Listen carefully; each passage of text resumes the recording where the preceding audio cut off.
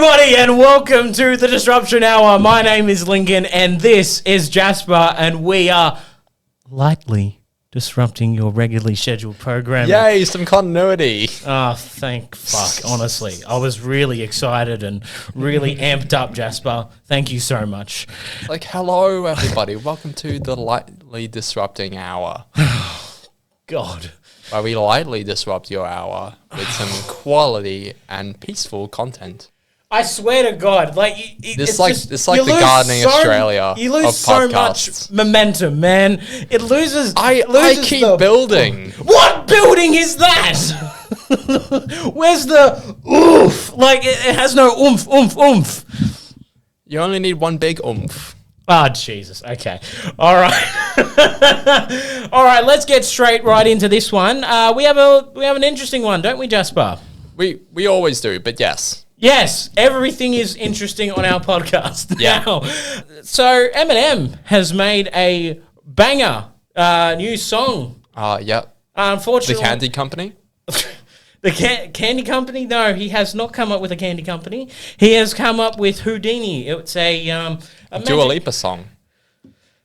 I guess. Sure. And it has Gen Z wanting to cancel Eminem. Oh, you can't cancel Eminem. You've been trying that for decades. He's like, yeah, no.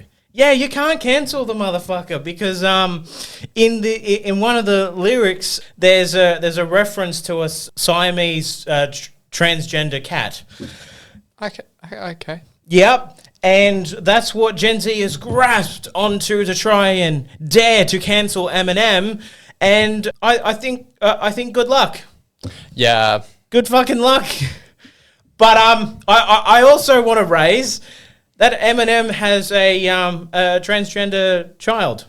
Does he? Yes, his adopted child is a transgender and was featured in that music video. So I'm just saying it's a little bit weird, like to be, let's do this, let's get the woke, Let's hop on our keyboards and start, trying to bloody cancel Eminem. Yeah, and then No. it's really interesting. That's all I'll say. All right, Jasper, do you have anything else interesting that you would like to add? That you've been watching, you've been doing anything? I've been playing a SpongeBob SquarePants game. Oh, for the love of God! just to bring down the podcast back to my level. Oh my God, we did that last podcast. Yeah, it's got to be consistent.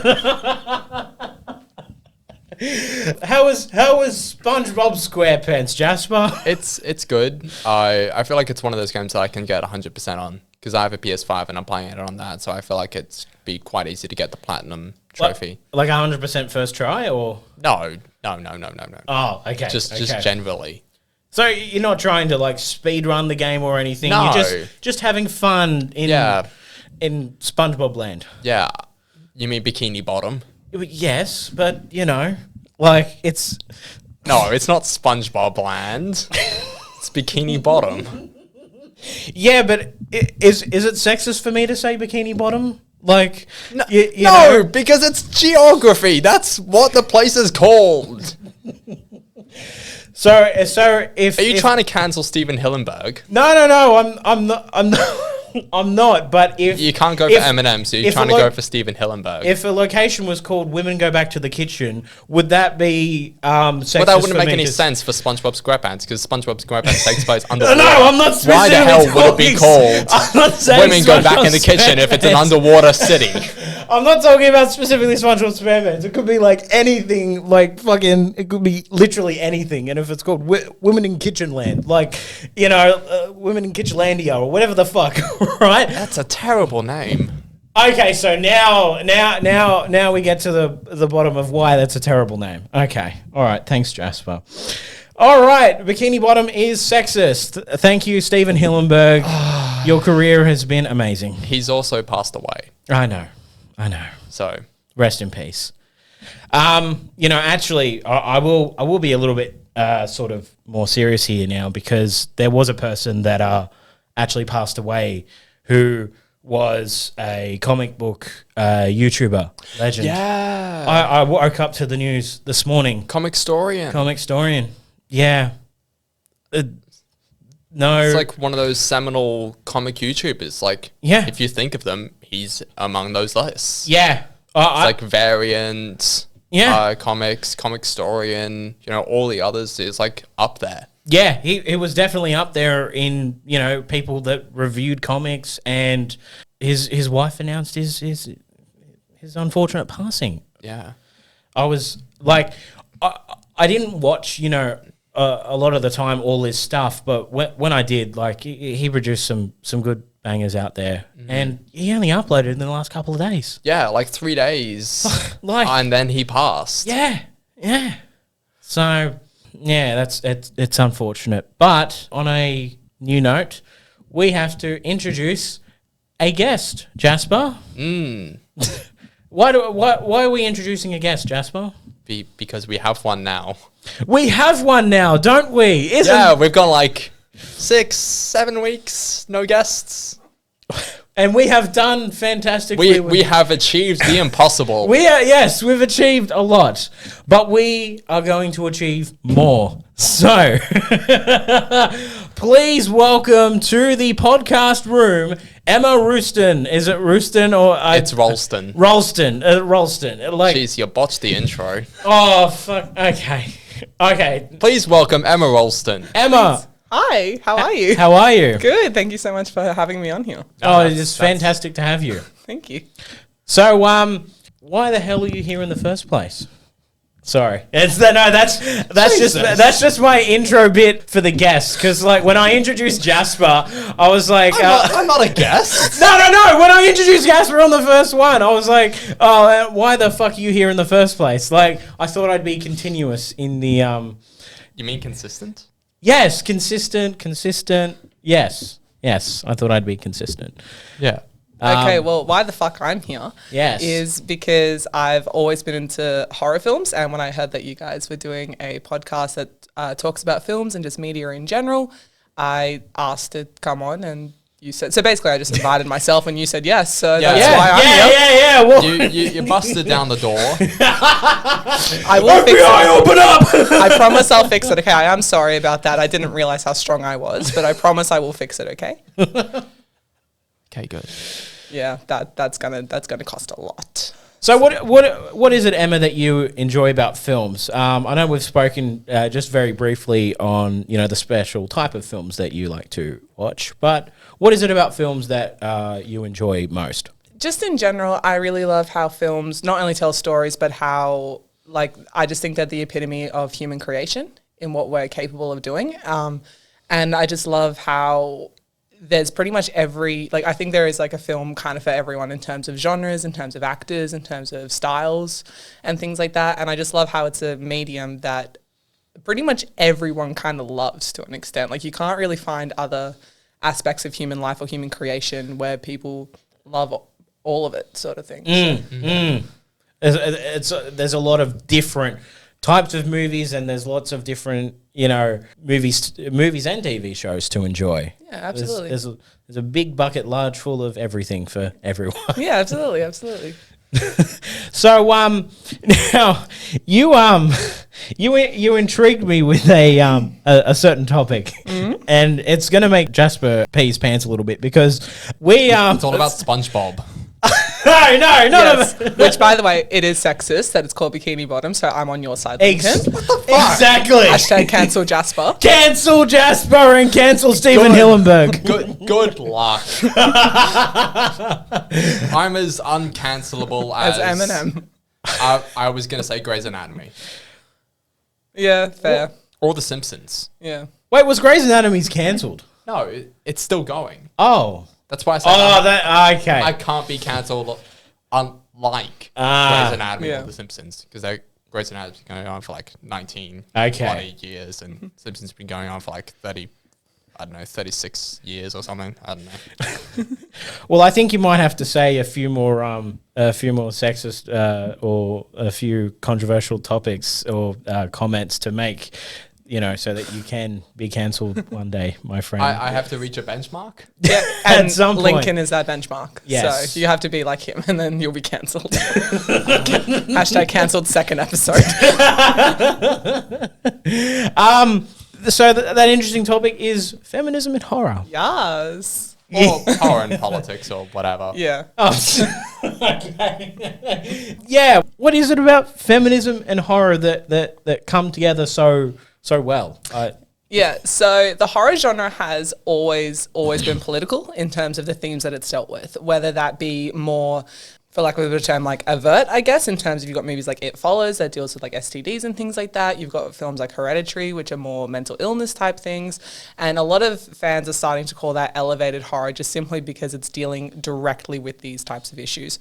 However, horror films from the 70s, 80s, 90s, 2000s, which were more glossy, which was more like even schlocky sort of thing, still dealt with these types of issues. They just dealt with it in a different type of way sort of thing. But when it comes to feminism and horror, there is a lot, like there are definitely feminist horror films. And by saying that, I'm sorry, you've lost half of your viewer base. So I am sorry. Nice to see you go. But so to the other 3 of you watching, what's up? I do. So I'm making this tank again. I thought you said you were going to race. And now I'm making a tank. You just don't know. You smashed down the door, and now you've smashed through our viewers and subscribers. You're welcome. You're welcome. You. So what I'm more sort of focusing on is feminist reactions to certain horror films, just simply because as someone who's got a sociological and feminist background, I'm able to analyze horror in that particular way.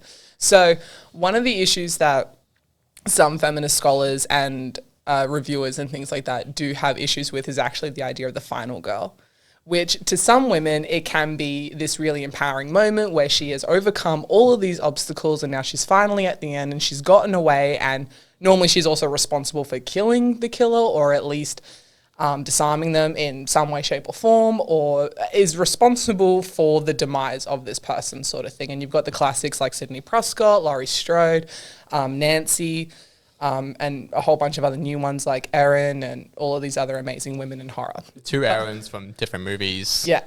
Erin from You're Next and the remake of Texas Chainsaw Massacre, which is actually my favorite horror film, which got me into the genre in the first place. I was going to ask, what is your favorite movie? Texas Chainsaw Massacre, the remake. Glad we got that sorted.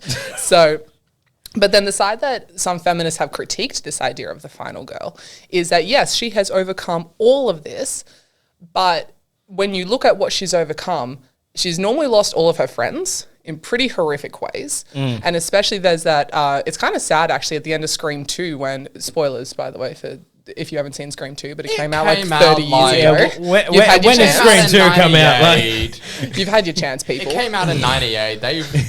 You've had time. You've had 26 years. But when she's leaving the university after all the ghost faces have been killed and things like that, and it's supposed to be this, again, kind of triumphant moment that she once again overcame the killers, but it's pretty sad now that she's not only lost all of her friends at university now, so she's all alone, as well as her high school friend who was also there, who was one of the only real survivors in terms of that friend group. But it was also the mother of her boyfriend that tried to kill her as well. So she doesn't have anyone to trust, as well as her boyfriend in the university died as well because she couldn't trust him. Yeah. So some feminists have said, yes, this is empowering, but when you look at what these women have now lost, as well as the amount of trauma that they've got now, having to just keep running, and they actually dealt with that in Halloween 20 years later, where Laurie Strode is constantly having flashbacks, is constantly seeing Michael everywhere. And again, it can be empowering at the end where she finally chops his head off. And again, spoilers, sorry, but it's not actually Michael she kills because they did another one. I like to think it was Michael Myers because we just don't talk about We just don't talk about Resurrection. That's over there. Same thing with Ends. Yeah. But again, or kills. Or kills. But again, a movie like that shows that these women do suffer from all of this trauma that they've experienced. And I also really hate Friday the 13th, especially that final girl, Alice. But even in the second one, right at the start, she's constantly jumpy because of what's happened to her. So feminist scholars and critics of film have noted that while, yes, the final girl can be empowering and can be seen as this symbol of women getting over these issues that, you know, again, you're going to lose viewers, that men have put them through. it also causes a lot of trauma for them. So really, how empowering is it when you see what they've actually lost, sort of thing? Would you say more that sort of the more themes that dive more deep into like the issues with women and whatnot, it happens more in the psychological horror type of movies, or is there an equal balance in the horror genre? Because like if a woman screams from a scary monster, like I don't think there's that much of, you know, feminism in that. You know, a man can equally scream, you know, from a monster too. So where do you see the feminism in that, I guess, you know? It mainly depends on what issues that they're trying to look at, sort of thing. So a couple of movies that deal with sexual assault, and they dealt with it in actually a pretty good way, is movies like Teeth and Jennifer's Body, simply because movies like that, they're very much implied that this is what has happened to them, sort of thing, rather than outwardly showing scenes like in movies like I Spit on Your Grave or Last House on the Left or things like that, where it's just heavily implied that this is what's happened to these women. And then it's how they've actually managed to overcome it. And that's why Jennifer's Body specifically is an interesting case, because when that movie came out, not only was it completely obliterated because of how bad it was, but when you see certain male critics look at this movie and critique it, there was one that I saw where he found it odd that now Jennifer has got these demonic powers. Why doesn't she go after her attackers? She goes after every other boy that hasn't done anything wrong, and they are really nice guys, and they just want to help her, and they're just friendly dudes, but she goes after them rather than her attackers, and it's her best friend that ends up going after her attackers rather than Jennifer. And Jennifer just kind of stays the same and kind of gets worse as a person instead of becoming better and overcoming it. And a lot of the times with what survivors who relate to that movie have said is that's kind of more realistic, is that these people will just go after random guys who haven't done anything wrong to them, but because they are so scared that these guys could be like that, because in the movie, these the people that, for lack of a better term, assaulted her and all that kind of stuff were these nice guys who were trying to help them out of this situation, sort of thing. So for Jennifer, any man is a threat now. Any man is a threat to her, sort of thing. And same thing as to her best friend. All of these boys are threats to them, sort of thing. So when feminist horror deals with issues like that, that's normally the way that they go about in dealing with it. So it just kind of depends on what specifically that they're trying to go for and how they do it, sort of thing. And then unfortunately, you've got movies like, again, sorry, we're going to lose all of the viewers now, the Black Christmas 2019 movie. Yeah, I apologize. We're going there. Which, in my opinion, is another movie that, for me, the reason why I hated it is just because it cheapened what they were doing, sort of thing. Because I personally kind of loved the idea of what they were going for and things like that, as well as even the dialogue. I thought the dialogue wasn't that bad, because I'm like, yeah, it's a bit cringy, but like, if you're trying to... Because I heard the director say that she wanted this movie to be PG-13 to get young girls into horror. And I'm like, hell yeah, go for it, sort of thing. Especially when, at least when I was getting into horror at 15, there was no movie kind of like that except for maybe Jennifer's Body, which was seen at the time as still this horrendous film. And unfortunately, Black Christmas is seen as that as well. But the thing that really cheapened the ending of Black Christmas for me is because the whole movie is talking about rape culture and things like that on college campuses and things. Yeah. And what cheapened it for me was when they destroyed the bust of this... the black goo. Yeah, when they destroyed all of that, all of these guys were fine. They were off the spell or whatever, and then they just burnt the whole thing down. And I'm like, you had such a good idea here that could have really worked. And I think what it would have been great is if they destroyed the bust and all of these guys were still the same. But because they were now no longer under this spell, I'm like, you've just killed a whole bunch of guys that didn't mean to do any of this. And that's what really cheapened the movie for me. I'm like, you had such a good idea going for it. And if you just kept it going, because again, it would have kind of held a mirror up to some guys being like, hey, even though you're not this extreme, you can still fall into this category sometimes, sort of thing. It reminds me of Wonder Woman 2017, the ending, where Steve Trevor is like, you know, it's like war happens. Sometimes it's not one person that does it. Sometimes it's all of us. Yeah, exactly. And then they cheapened it. Yeah, and they were like, you know, Wonder Woman throughout the entire movie is like, no, Ares behind it. Ares behind World War I and all of this. So like, wow, so making pretty big claims. And like throughout the entire movie, she's quite naive and set in her ways because she's been living on Themyscira all that time. Yeah. And by the end of it, when she defeats Ares with like, you know, the little Wonder Woman pose she does. I can't remember the name. Everything goes back to normal. War ends, nothing. I was like, no, you could have had a really good ending by having the war still go on. Yeah. And end it like historically accurate. Yeah. By them winning the war, Yeah. not through like this supernatural sense, Yeah. or the sci-fi sense. You could bend it like somewhat realistically. I think that concept of Wonder Woman is actually really cool in a way. Like it's very different in the way that like all these women who have not experienced, you know, what a man is like at all, whether good or bad, and you know, have their own, you know, separate, isolated world from the real world. And then, you know, as soon as Steve comes in, she's like, oh, like there's potential. I can fall in love and, you know, have baby. Like there is possible. And Like, also just kind of on that, up until that point, at least from what I remember of the movie, all of like the bad people that they knew about were from men as well. In terms, like just in terms of all the gods and things like that. They were all men and they were all horrible sort of thing. So once again, that was also an interesting idea of all of these women just kind of convinced that all of these men are just bad. And then when a good one comes along, they're like, Yeah. oh shit, you're actually good. yeah. You're not supposed to be though. Yeah. Well, you had Dr. Poison in that movie, who was a woman. Yeah, women can be evil too, guys. Yeah. Wow. That's crazy. You're looking at one. You're not a villain. No, you're not. She You're wants to not. accurately portray an evil woman in like some horror show. What if you wanted to be like an actor of some kind? What would it be like portraying as a villain or? Oh, absolutely. Yeah, see, Absolutely. I knew Absolutely. it. And definitely, I would obviously love to be in a horror film. I'd love to be a villain in a horror film, but in a particular way. I'd like. Okay, to be one. what kind of villain would you like to be? So glad I'm so glad you asked. This is all you. Like what? How villainy would you like to be? I would like to be the kind of evil like what Annie Wilkes is, and like what Lola from The Loved Ones is. And this is going to set me off on another rant. Thank you so much for bringing this up. Yeah, What have you done? You're gonna have to describe this all Yes. for me because I'm So- a bit out of whack. So the loved ones, I'll take this one because It's my favorite movie, though. Yeah, let it- It's my favorite. I'm the guest as Yeah, well let here. it You're here like... I didn't know. it's a round robin, you know. It's a you know. Everyone, hashtag cancel Jasper. It's He's a not three-person welcome to conversation. It's a three-person conversation. I didn't know I was on like a misogynist podcast, guys. Jesus. Well, you should have known before you decided to come on. Yeah. Oh, she's been watching our misogyny, and she's been loving all of it, hasn't she? She's been a amazing. secret fan.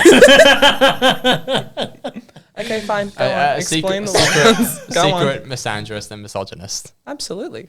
Go on. Explain the loved ones then. So the Mansplain it to me, please.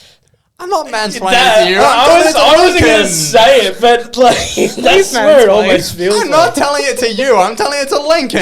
Mansplain it to Lincoln. Go on. I'm not mansplaining. I'm explaining it. It's only mansplaining if he knows. And I'm like, so this is what the loved ones is. If you already knew. Jasper, look at me and tell me about it. So the loved ones is essentially 2007 Australian horror movie. 2009. 2009. You already messed up. I'm good with years. No, you're not. You just stuffed it up. Generally, I am. Thank you. Okay, go on. Continue. Damn, I've never had a second Jasper in here before.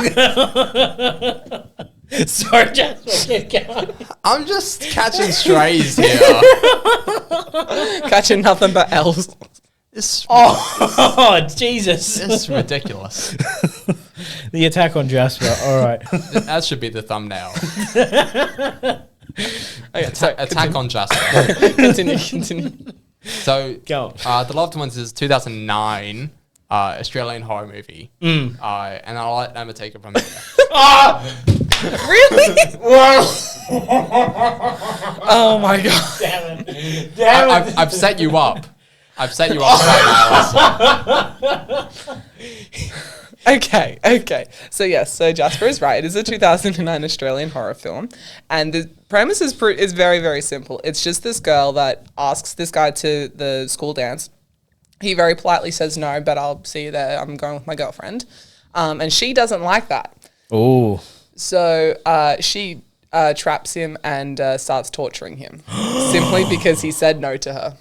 How dare she? No way. No What? means no, I'm aware. But not to her, it doesn't. And she sets up like this whole kind of prom environment in her own house, and like her parents are very willingly to go along. Well, with her it. dad's willing to go along with it. The mum, not so much. Yeah, the mum not so much. Yeah. But the reason why I personally love Lola as a character, as well as Annie Wilkes as a character, is because these two women, when we've had horror female villains before, there's always been a reason behind why they're like that. Like you had Pamela Voorhees, who her son died. You've had a lot of like with I Spit on Your Grave and Last House on the, well, not really Last House on the Left, but I Spit on Your Grave, where this woman got assaulted and then went after her attackers, sort of thing. Even Jennifer's Body to a certain extent, where she goes after other men. But all of these women have in common is something horrible or traumatic has happened to them, which has caused a switch in them to become these evil, horrible people. Some like with reason, I guess. You could always argue they've got a reason to be like that, but all of them have got that. With Annie Wilkes and Lola, there is no reason.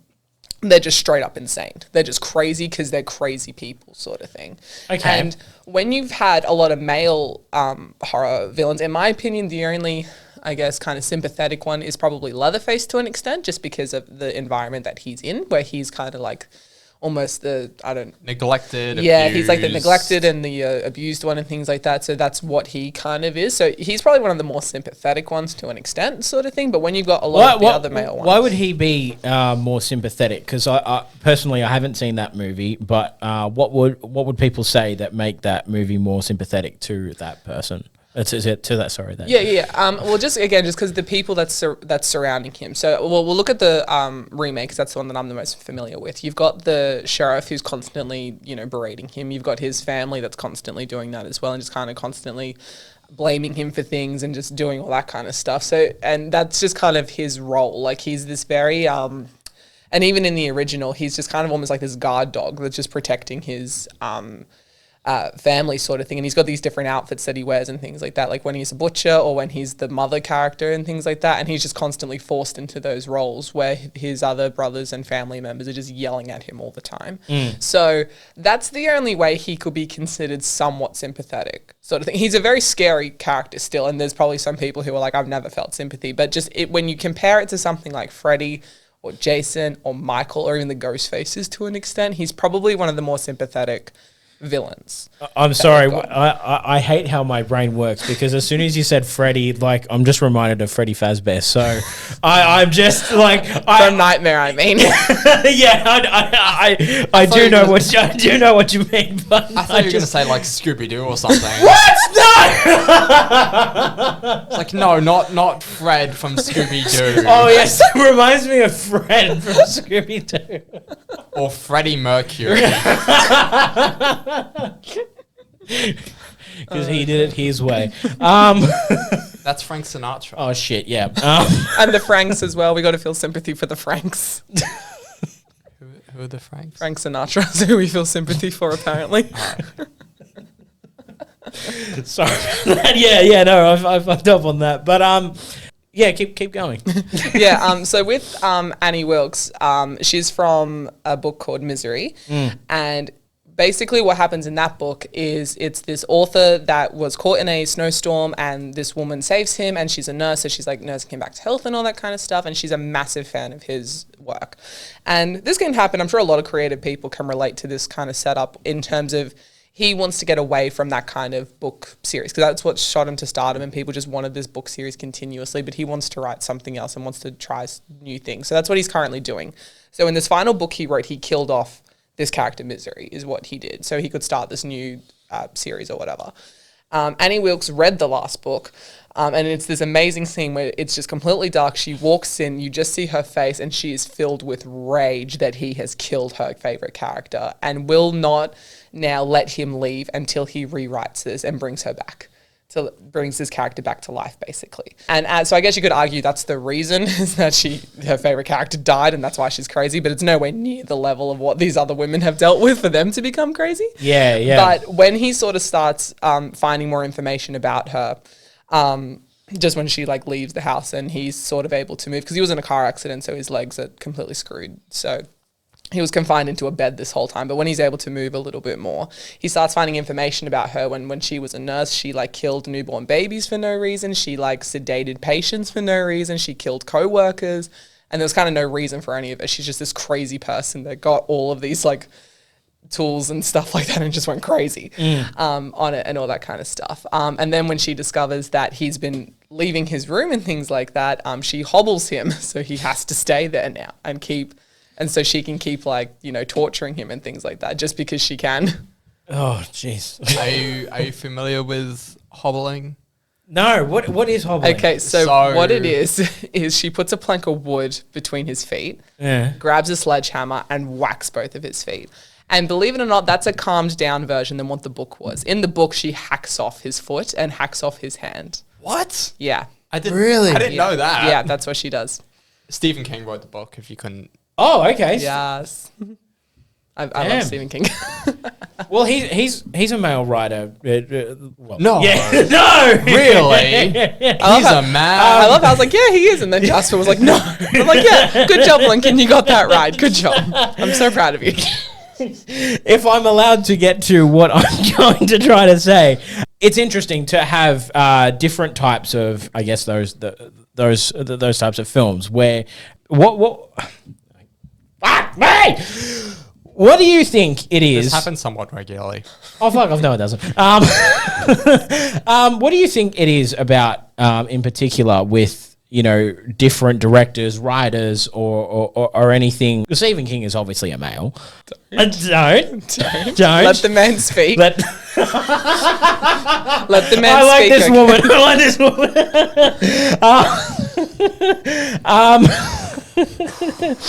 What do you think it is about the differences in level of writing and creativity that one might have between the genders? Honestly, I think with something like the horror genre, because of what it is, there's almost no difference, because just because something has come from like a woman's perspective, again, unless it's dealing with something that mainly women can relate to, like a lot of the times, like males have written a lot of stuff that women have related to as well, sort of thing, and vice versa, like women have written stuff that males have related to and things like that. So I think the horror genre is one of these really interesting specific cases where the themes that it deals with the ideas that it deals with, it's kind of universal sort of thing. And you've had some male writers that have done really god-awful films, and when they've also even tried to push a certain narrative, and then you've had women who have done the same thing. Like I also even remember the 2013 version of Carrie, where a woman directed it and all that kind of stuff, and people were kind of like, why? Like, not even that it's a remake, because personally I think Carrie is a great book and I think it's a great thing, and again, a male wrote that book sort of thing, but again, it's about when she gets her period, how she's bullied in school, and how, again, we've kind of all felt like we wish we could do something, we wish we could fight back in some way, and here's this girl that can, sort of thing. Yeah. But then when a woman did it, everyone was kind of like, you didn't really add like not a feminine touch, but you didn't add anything to it. You basically just remade it, like sort of shot for shot. Yeah, like you could have maybe done something more with this sort of thing. You could have gone more into Carrie's like home life sort of thing, or you could have gone and like you could have done all that kind of stuff with it. I just think personally, depending on what it is, especially, again, we'll use Black Christmas 2019, with the amount of hate that movie got, correct me if I'm wrong, I've not really seen the male equivalent of that, I will admit. Whether that's horror, whether that's any kind of movie, but just the amount of visceral hate this film got, warranted or not, that's up for debate, because there are some people that loved it. And like I said, I love the intention of trying to get young girls into horror, because I'm a fan of anyone getting into horror, but I think especially young girls, there's not a lot for them to kind of get into. Yeah. I just personally have not seen that level of visceral hatred towards a male director and towards a male cast that what this film got. Same thing with, I know it's a different genre, but same thing with like Captain Marvel and the Marvels and things like that.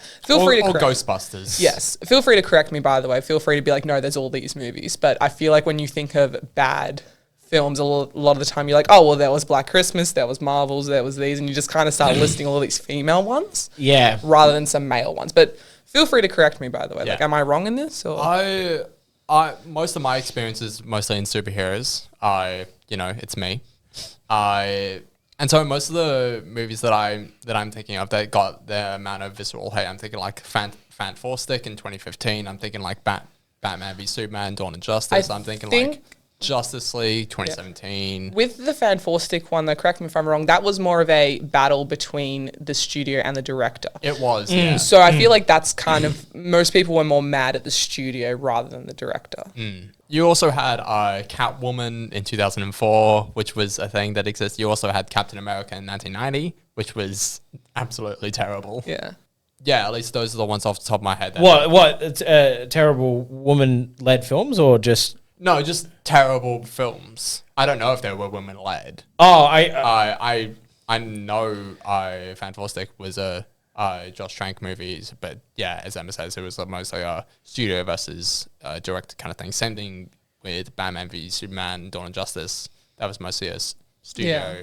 Whereas with the movies that I suggested, it was a lot more attack on the actual people in it sort of thing, and like the directors and all that kind of stuff, which I do feel kind of sorry for them, just because I'm like, your intentions, again, that's the only thing I'll always defend Black Christmas over. I'm like, her intentions were so pure in trying to get more young girls into the genre, just because like when you look at the horror genre, there's really nothing for women to kind of like about it. There's not in much. reality, there's not much for us, especially girls that age. There's really nothing for them. Well, what kind of age do you think would be roughly sort of appropriate for like a young girl to kind of get herself into the horror genre? Yeah. To be honest, I mean, I know there's people in the genre who got into horror at like 2 years old sort of thing. There's people who got into the genre at like 30. So there's kind of no right age sort of thing. I think there's definitely right films to try to get you into the genre. But I would say for young girls specifically, again, I think probably 12 or 13 is probably, because that's when I first started to get into horror. I was going to ask, when did you get into horror? Yeah, so I was about 12 when I got into the horror genre, and it was through Stephen King, actually, and it was my dad that started to tell me about all these kind of stories. And I actually do think Stephen King's a great way for people to get into horror, because... Again, even though he's a male, he has written some amazing female characters, and he's written some badass ones. He's written some really real people, actually, that you can relate to. So, and the thing that always, when I started reading his books, I was kind of amazed how little horror there actually kind of was. He's a very character-driven, they're very character-driven type books. Like, we'll look at Pet Sematary, for example. The whole thing with the kid, right at the, which is what most of the marketing for any of the movies has been on. In the actual book, no joke, that's like the last 2 chapters. The rest of the book is just them dealing with the fact that they've just moved to a new place and that the kid has got the shining and all that kind of stuff, and they've dealt with the cat. Like, that's kind of what most of this book is. As well as the dad is dealing with seeing ghosts of this one student that he's got and things like that. So that's kind of what most of this book is. It's very creepy, it's very weird, and the mother character is a really great person, same thing as the daughter. Like, they're really great character books sort of thing. So I'd recommend to anyone to just start with Stephen King. And it's fine if you don't like some of that kind of writing. If you just want to go right into the horror, that's fine. But if you want to kind of just slowly get a feel of what this genre could be like, I definitely start with Stephen King. And especially to young girls, definitely start with Stephen King, because you'll be very surprised at how he kind of talks about them and treats them. Sometimes he does go a bit heavy into how they look sort of thing. Sometimes I'm like, we don't need to know that her boobs were perky, but thank you for telling us. No, I think that's a very important detail. I was like, I wonder where this is going to go. I can't care about you, honey. I'm sorry. But anyway, your boobs are too perky. I can't listen right now. I'm sorry, Carrie. I'm sorry, your boobs are just not too good, okay? I'm sorry, Carrie. You may have telekinetic abilities and you're an awesome character, but your boobs are just not horny enough.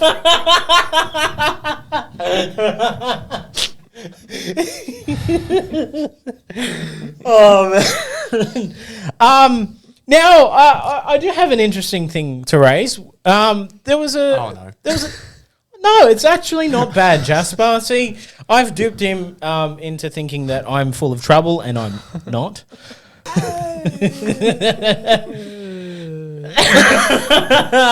Anyway, so Emma, you did a voice for us for a little mini project that's coming up. Yeah, I did.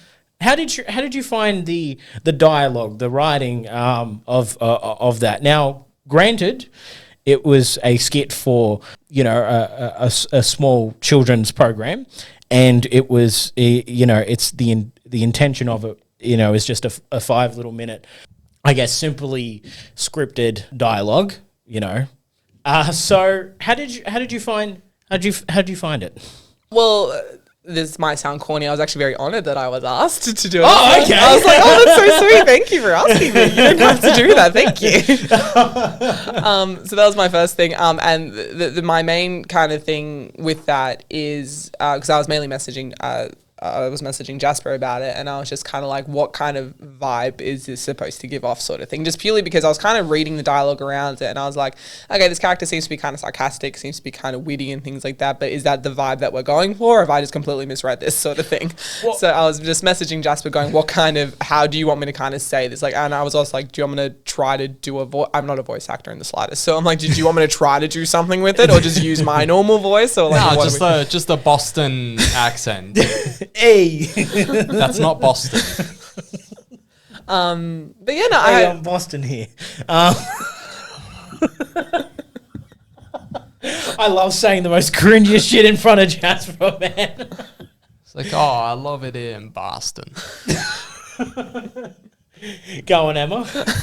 But yeah, so my main thing was I just wanted to, do it right, like do it right, sort of thing. Just make sure that I didn't have to do it again. Like, no, I wouldn't mind doing it again, but I just felt if I had to like keep doing it again, I'd been like, oh crap, I'm like really messing this up, sort of thing. But yeah, no, I really liked it. I didn't mind it. I guess it was very sarcastic and silly because that's kind of like, I guess, the intention, behind some of the dialogue and whatnot. Like, it's kind of meant to be sarcastic, but if I wrote it, then it's most likely going to be sarcastic. Well, yeah. That's where we align, honestly, quite well in that sarcastic sort of writing. That's it. Yeah, I bring that energy. I bring that sarcastic wholesomeness, and I bring it to 1,000 times sarcastic levels, don't I? Oh, come on! No, come on. There's times where you'll say something and it just feels like way too off, and then I go, "Hang on, Jasper, what if we do this?" And you go, "Oh yeah, that feels better. Thank you, Lincoln." I don't think I've ever said that. Well, you need to. You need to start saying that. No. Alrighty. I think that's a little wrap.